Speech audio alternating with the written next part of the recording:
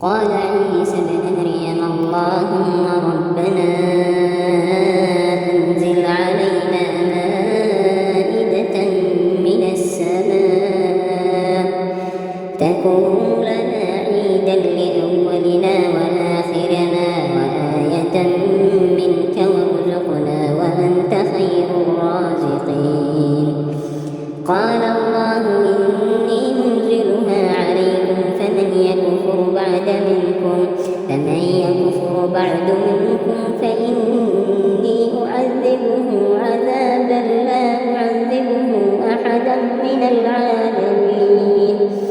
وإذ قال الله يا عيسى ابن مريم أنت قلت للناس اتخذوني وأمي إلهين من دون الله قال سبحانك ما يكون لي أن أقول ما ليس لي بحق إن كنت قلته فقد علمته تعلم ما في نفسي ولا أعلم ما في نفسك إنك أنت علام الغيوب.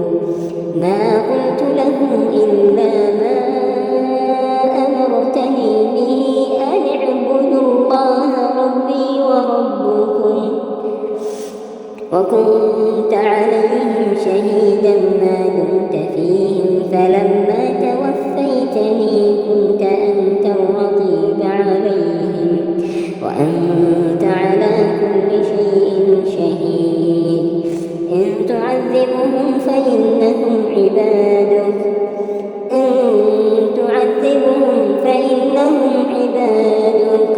وإن تغفر لهم فإنك أنت العزيز الحكيم.